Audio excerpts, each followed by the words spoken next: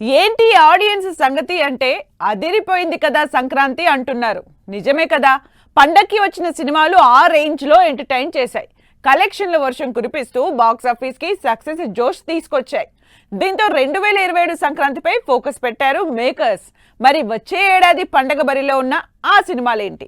2026 సంక్రాంతి నిజంగానే అదిరిపోయింది. బాక్సాఫీస్ దగ్గర 700 కోట్లకి పైగా బిజినెస్ జరిగింది. పండక్కి ముందుగా వచ్చిన రాజాసాబ్ సినిమా 200 కోట్లతో సరిపెడితే మెగాస్టార్ మన శంకర వరప్రసాద్ గారు 300 కోట్లకి పైగా కలెక్షన్స్ తో బాక్సాఫీస్ ని రఫ్ఫాడిస్తోంది.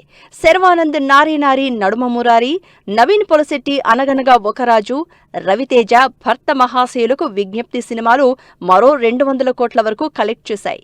పండగ సీజన్ కి ఉన్న డిమాండ్ తో ఇప్పటి నుంచే 2027 సంక్రాంతికి పోటీ మొదలైంది. త్వరలో సెట్స్ పైకి వెళ్లేందుకు రెడీ అవుతున్న చిరంజీవి బాబీ సినిమా విడుదల వచ్చే సంక్రాంతికే అనే ప్రచారం జరుగుతోంది.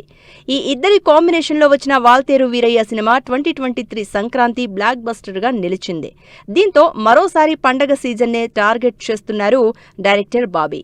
బెంగాల్ మాఫియా బ్యాక్ డ్రాప్ లో ఈ మూవీ ఉంటుందని తెలుస్తోంది. హీరోయిన్ గా ప్రియమణి పేరు వినిపిస్తూ ఉండగా కృతి శెట్టి చిరుకి కూతురుగా నటించే ఛాన్స్ ఉందని రూమర్స్ వినిపిస్తున్నాయి. అంతేకాదు కీ రోల్లో మోహన్ లాల్ కూడా కనిపిస్తారట. వీటన్నింటిపై మరికొద్ది రోజుల్లోనే క్లారిటీ రానుంది. ఈ సంక్రాంతికి మన శంకర వరప్రసాద్ గారు సినిమాతో ఆడియన్స్ ముందుకొచ్చిన డైరెక్టర్ అనిల్ రావిపూడి 2027 కి మళ్లీ వచ్చేందుకు రెడీ అవుతున్నారు.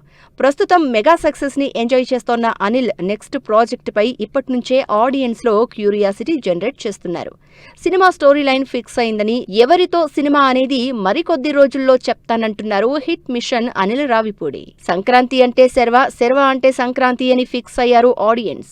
నారీ నారీ నడుమ మురారి సినిమాతో హ్యాట్రిక్ సంక్రాంతి సక్సెస్ అందుకున్న శర్వానంద్ 2027 సంక్రాంతికి ఎవరితో వచ్చేది చెప్పేశారు. శ్రీనువైట్ల డైరెక్షన్ లో మైత్రి నిర్మాతల బ్యానర్ లో వచ్చే ఏడాది పండక్కి మళ్లీ వస్తాను, పండక్కి అన్ని సినిమాలతో హిట్ కొడతాను అంటూ నెక్స్ట్ సినిమా అనౌన్స్ చేశారు శర్వానంద్. ఈ సంక్రాంతికి వస్తామన్న తమిళ హీరోల సినిమాలు చిక్కుల్లో పడ్డాయి. విజయ్ జననాయగన్ రిలీజ్ డేట్ పై డైలమా ఇంకా కంటిన్యూ అవుతోంది. పాన్ ఇండియా రిలీజ్ అని చెప్పిన పరాశక్తి తెలుగులో రిలీజ్ అవ్వలేదు. దీంతో 2027 సంక్రాంతి మాత్రం మిస్ అయ్యే ఛాన్స్ లేదంటున్నారు రజనీకాంత్. కమల్ హాసన్ ప్రొడ్యూస్ చేస్తోన్న ఈ సినిమా 2027 పొంగల్ని టార్గెట్ చేస్తోంది. అనిరుద్ మ్యూజిక్ ఇస్తోన్న రజనీకాంత్ 173వ సినిమాని శిబి చక్రవర్తి డైరెక్ట్ చేస్తున్నారు. మరి వీటితో పాటు ఇంకెన్ని సినిమాలు 2027 సంక్రాంతిని టార్గెట్ చేస్తాయో వెయిట్ అండ్ సీ.